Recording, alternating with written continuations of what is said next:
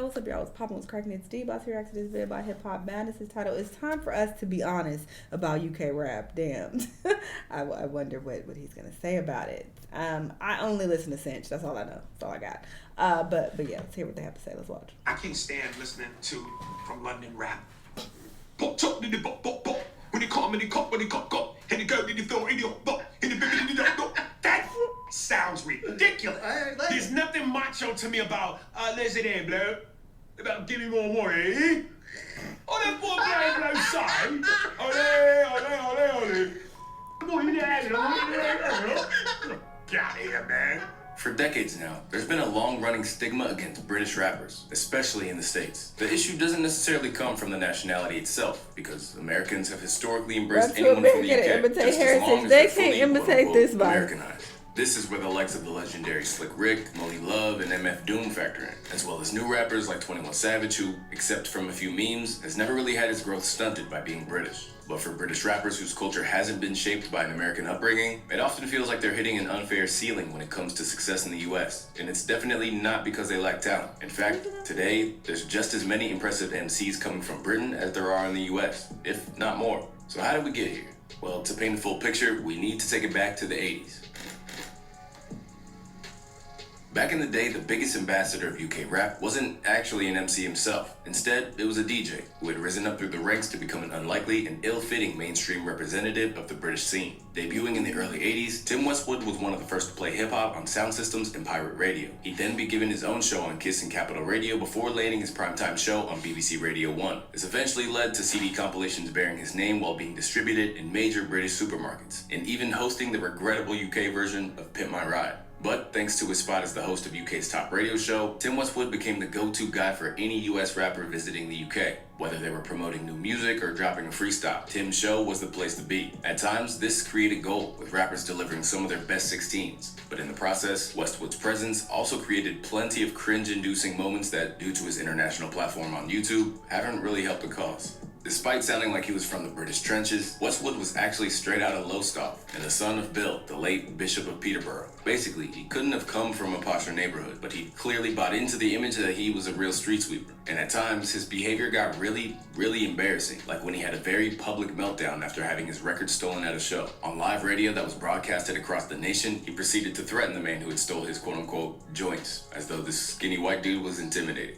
Now, if you know this dude, this is your opportunity to help him out. Go cop those joints, phone the station, we'll tidy this up, and that's all it will be. Because we've got a fast car waiting upstairs now, because we are ready to drive back to Sheffield tonight to handle this. Because I want my joints back, baby. So I'm going to be listening to 50 Cent all the way. By the time I get into that place, I'm going to be ready to ask for my joints back.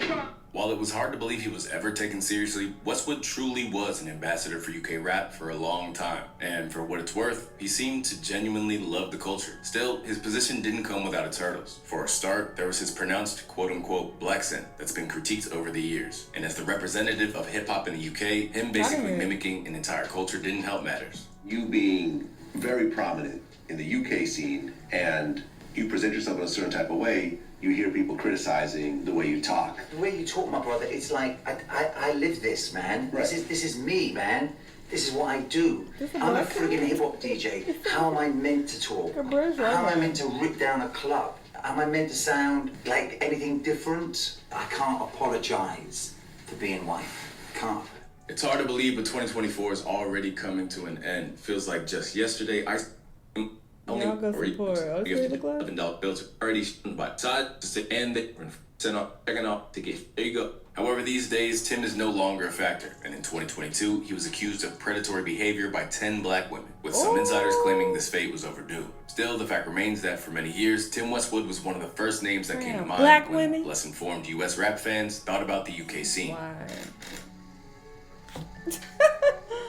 An over-the-top parody of British suburban kids who loved hip-hop, Ali G's comedic take on British rap reached a huge audience around the world, and over time, it even resulted in his own motion picture in 2003, just around the same time that legitimate MCs like Jest, Usman, Flashnikov, and others started to take off in the underground rap scene. It was always widely rumored that Westwood was the inspiration for this fictional character, with a piece from the Globe and Mail in 2002 detailing that the character was a white affluent Jewish kid imitating a lower middle-class white suburban kid imitating a black Caribbean immigrant immigrant kid. But rather than being done in an uncalculated way, the comedian who played Ali G, Sacha Baron Cohen, explained that his satire of the character was supposed to be well-meaning. After all, before he was a comedian, he was just a left-wing public school boy whose college thesis, The Black-Jewish Alliance, A Case of Mistaken Identity, argued that the black and Jewish communities should culturally band together. Still, just like Tim Westwood, Ali G cast a large shadow over UK hip-hop. Now, if these were just isolated incidents, the UK rap scene might have had a chance to move past the lingering effects of being mocked. But even today, UK rap is still heavily clowned. And to make matters worse, this mockery often goes viral. For example, take a look at comedian Michael Dappa's career, most notably Big Shaq, one of an array of characters that he became known for. Dappa took off with the reveal of Man's Not Hot, a parody of roadman culture that garnered over 400 million views on YouTube alone. To put it into perspective, that's more views than any other UK rap song has ever received on YouTube. The problem, though, was that people weren't sure if it was meant to be taken seriously or if it was a joke. In fact, many even hoped it was legit. His name is Big Shaq. And I'm upset because I thought Big Shaq was an actual rapper. I thought that song, Man's Not Hot, I thought he was dead serious when he was in there with Charlie Sloth. Come to find out, you a comedian. In itself, there's nothing innately wrong with what Dappa was doing, but it was how it was received by the rest of the world that was the issue, as it further marginalized UK rap, and, frustratingly, allowed for more parody rappers to reach similar heights. Today, Unknown T is pulling in more listeners than many actual artists. Appearing on platforms like Daily Duppy and Fire in the Booth, he's blurring the line between comedy and real rap. And like with Big Shaq, some listeners... Nah, that's sad though. If you have to sit and think like, is this real? That means, well, no, not necessarily. I'm gonna say that means that UK rap is too corny overall, but it just shows that, you know, some people are ignorant to UK rap. So, yeah. But I feel like I reacted to a whole video of this guy, and I was like crying laughing. This shit was hilarious. Might not realize that the man behind the character, Munya Chihuahua, is actually doing satire. Once again, the UK rap media has been complicit in pushing this comedic character over real artists, leading to anyone who is just getting into the scene to potentially mistake this as real. You say you're the first UK posh drill rapper. What ends do you actually claim though? So I am from the clarting capital of the country, Surrey. I don't know if you've ever heard my Fire in the Booth. There's a line in there, I'm from Surrey, where me and the man dem always go hunting, and the gal dem are thick, like Theresa Mail on Real Big Bunting. Then there's Drake, who unfortunately has regularly fallen into the habit of using the UK as his personal playground, even cringely adopting the accent on tracks like Only You with Heady One. And although his attempts to showcase UK rap on 2017's More Life seemed to come from a genuine appreciation of the culture, it didn't really resonate with US listeners, with many labeling the project as his worst. So what exactly is the state of UK rap in 2024? Well, unfortunately, it continues to be people who aren't true representatives of the rich culture that bubble to the top. For example, the fact that a YouTuber like KSI is one of the few UK rappers to ever chart on the US Billboard doesn't exactly help. Over the course of his music career, he's featured with Rick Ross, Lil Baby, Polo G, and others. And by 2021, he even teamed up with Lil Wayne for Lose, landing him his first Billboard chart position at number 86. Now, that might not seem impressive, but it's a lot more than many high-caliber British MCs have managed to muster up, even with the help of major labels. If a genuine MC could have amassed that sort of who's who of collaborators, it might propel them into a whole new lane. But instead, it was a rapper who just saw music as a side hustle and couldn't shake the YouTube rapper tagline. Now, after a prolonged spell of pursuing other things, KSI is regrettably back to rhyming, and it seems the internet has finally had enough. Given all the hate KSI is getting right now, it's pretty clear how he contributed to setting back the perception of the UK rap scene in the eyes of some Americans. However, even if KSI's music was good, there are still major obstacles to overcome, and this is where we need to touch on the British accent. Yeah, it's the accent. And it's the fact that some of the rappers, I feel like they try to come across like they're hard, and it's just laughable compared to, you know, our hoods and how things occur over here. So it's like, and then it's like y'all are trying to emulate what you see in Black Americans on TV. Like, that also makes it very cringy. So those are the problems. For context, the UK isn't even unified when it comes to accents. Within Britain, certainly That's a accents fact, carry 'cause their I own stigma, cannot creating an ingrained pinpoint. social issue that still needs to be tackled today. Within the UK, there's a huge variety of linguistic nuances. For instance, the slang in Liverpool or Manchester is completely different from the lingo you'd hear in London. Plus, London itself is so culturally diverse that dialects and accents can vary a lot within London. So, it's no surprise that some UK artists found it easier to ditch their accents altogether, with hopes of being accepted in the US. British artists are thankfully far past the point where they're trying to emulate American accents. But the problem is that those on the other side of the Atlantic still can't deal with it. There is something about UK rap for me that is like so jolty. It's like they haven't paved the roads. I couldn't get in the past the studio. accent. That's not how they talk, though. They use proper English. Proper English is not how you speak to me. You could put this down to just ignorance, but many Americans ultimately don't care to see the layers and just amalgamate it all under one umbrella of British. Looks like we have another British person visiting America. These guys are so hard to understand. Oi, Blue, you're looking very dishy today. Thanks. You have some in the Caribbean Park. Need a key to the loo. What the is he even trying to say? That's pretty cool. In reality, there are so many shades of gray, with rap scenes popping up everywhere from Glasgow to Birmingham. The talent is there, and riches are being found on a local and national level. But it's that transition over to America that continues to be a lingering problem, as even some of the best and brightest have had major issues trying to crack this notoriously closed-off market. Among the most iconic names that the UK ever spawned, Dizzy Rascal became a legend almost immediately with the release of his seminal debut album, The Boy in the Corner, a platinum-selling project that even landed him on the Billboard charts at number 44. With that, he began collaborating with Americans, even signing to LP's Def Jux label. But while he remains a legend in Britain to this day, that early buzz didn't translate to anything. And while he became a major influence for stateside rappers like Danny Brown, the momentum in the US came to a standstill. Annoyingly, this would become a recurring trend for UK artists, with early buzz in the US never translating to a long-lasting career. Tiny Tempo was momentarily a huge star, even getting a chance to work with people like Kelly Rowland and Snoop Dogg. However, his quick fade into obscurity after Written in the Stars peaked at number 12 on the Hot 100 didn't do much to convince US consumers, or labels, that British MCs are worth investing in for the long haul. Then there's Kano, a veritable legend in the UK who even got a Hove cosign. But unfortunately, he released the worst music of his career while trying to break America, leading to him sounding like a half-baked parody of an 808s and Heartbreak era Kanye West on Rock and Roll. No further progress was made, and he's more likely to be... I didn't know that he rapped.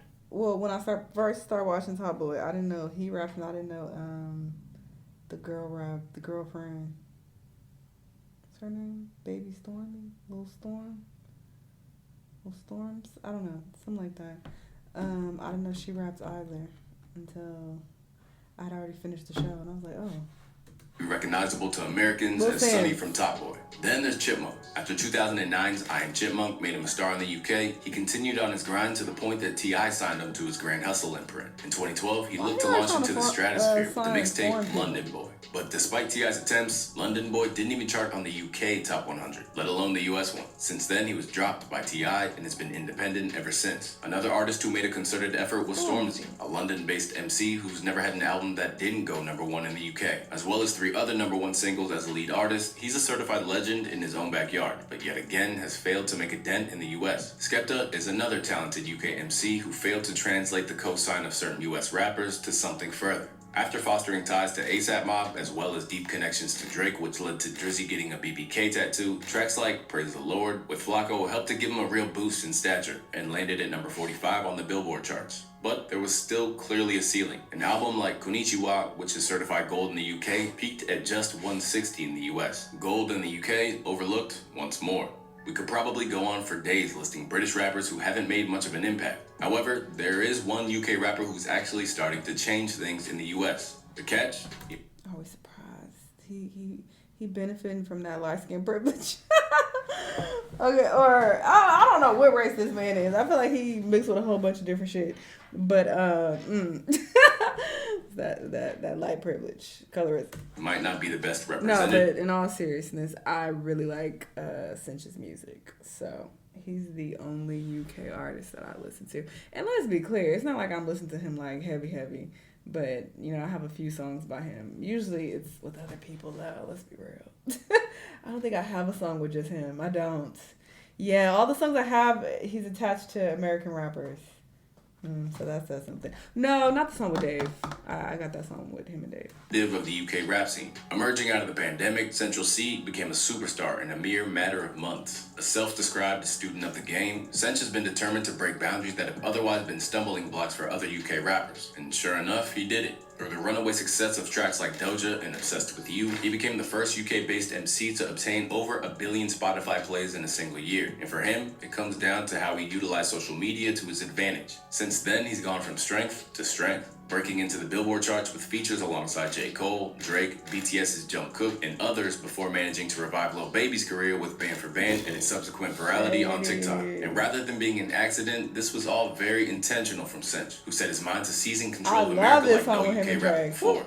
Is this the first time that a UK rapper could arguably be in the top 5 of rap? I think Central Cee might be knocking on that door. Top 5. And let's be clear, the songs that I have though of him with these American rappers, his verse is my favorite. Like on every song. The song with Cole, Hide Your Bitch, Hide Your Wife, I like his verse the best. The song Bed for Bed, no, I like Baby's verse better, I ain't gonna lie. But I don't mind his verse. What's another one? The song he got with Drake that I just pointed out that I like. I like his verse the best. So yeah. Relevant right now. However, it's fair to say that while this is an immense achievement, he's certainly not going at it alone. Recently, he inked a $25 million deal, which is exclusively for distribution of his music in the US. And in case you're not up on record contracts, this is borderline unprecedented for any artist. What's become very clear is that Central Cee is a shrewd businessman, with his success and bargaining power coming his way because he mastered the algorithm like few before. But there are plenty of reasons why he might not be the best ambassador for the culture. For one, as he chases fame and fortune, his focus on the marketing side of the industry has led him to sacrifice some of his integrity for tabloid drama and PR stunts, like his fake relationship with Ice Spice to promote a rather mid song. By contrast, a rapper that Central Cee has collaborated with recently on Split Decision may be the perfect artist to take the flag for the UK and run with it. In recent years, Dave has been gaining praise from all corners for his incredible wordplay and charismatic delivery. With albums like Psychodrama and We're All Alone in This Together, he's pushed the narrative forward, blending street-oriented tracks with deeper compositions that really get to the heart of what it means to be black in the UK. While it's clear he's a potential superstar, he's not alone. Right now, the UK is seeing a surge of talent at various stages of their journeys to success. They had a lot of rappers on there. However, there are reasons why some of this talent has been stifled, and it goes beyond just being seen as a joke or having an accent.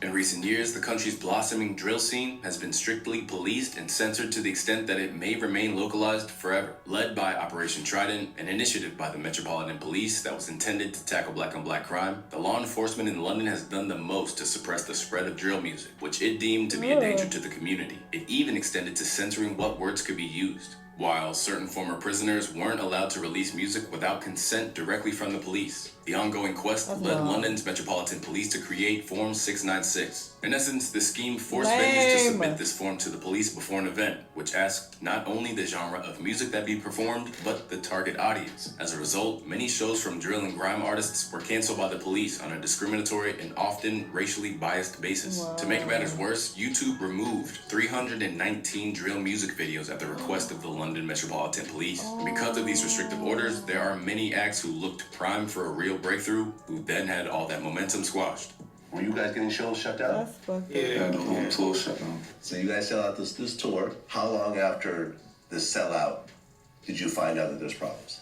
We found out just the week before it started. Yeah, just the week before it started. After the Metropolitan Police finally scrapped Form 696 due to major backlash, the momentum of countless artists never really recovered, leaving many talented rappers to instead fall back into the life of crime that the Met were allegedly trying to prevent. Here, we see a clear suppression of free speech under the guise of police work, and if the same thing were to have happened to America's drill scene, there may be countless prominent artists who we wouldn't see today. So what's the solution? Well, ultimately, the US isn't everything, because much like famous bands from Britain who never broke America, there are plenty of spitters from the UK who are routinely racking up #1 albums in their home nation and other European territories. Ultimately, the US has a superiority complex when it comes to hip-hop. And while Central Cee's recent invasion of the charts is encouraging, it's not likely going to be a sign of things to come, no matter how hard UK rappers are spitting on a routine basis. That said, there are audiences for people like Lil Sims, Nux, Lord Apex, and others in the States. They just won't necessarily be chart toppers. And considering where we were years ago, that's progress in itself.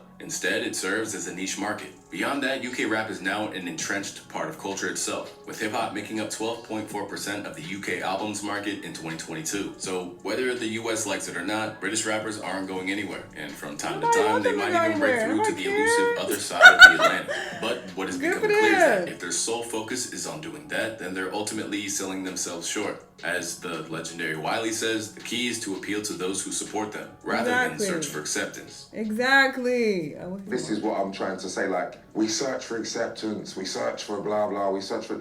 Listen, instead of us worrying, like, oh my God, America, hear us, the people who can hear you, speak to them. And if anyone comes in and says, oh, I really like that, then it's a bonus.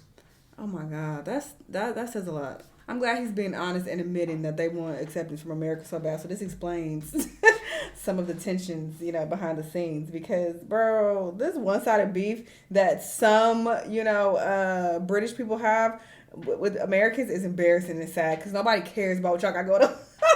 And I fuck with some British people, all right? I got some people who are very near and dear to my heart who are British. So, this is no shade, but nobody cares. Like, nobody cares what y'all got going on, and yeah, you don't need to worry about getting acceptance from Americans. Just do you, and if it's good enough, then, over time, maybe it'll venture over, into the American space, but if it don't, all right, who cares, all right? I understand this is a big country, but, bro, there are other countries out there. Try to appeal to them. What was I about to say? Oh, and he made the comment like, oh, Americans have a superiority complex when it comes to rap. How is that a superiority complex? Bro, it's because rap was made in America. This is our shit. This is Black American shit that was made by Black Americans. So I feel like we should practice some gatekeeping even more, to be honest, because you got some people who come into this space, they get all they could get from it, they suck it dry, and then they go on to do other things, and they go to other genres, and they be like, fuck hip-hop, I don't even like rap, I ain't no rapper, what you talking about, get that ghetto shit away from me. So I feel like we need to gatekeep a bit more, honestly, and not let everybody just into the space. That's just how I see it. But anyway, yeah, do you, whatever. Y'all let me know what y'all think, though. Let me know what other videos you want to watch, and I'll see y'all on the next one. Bye.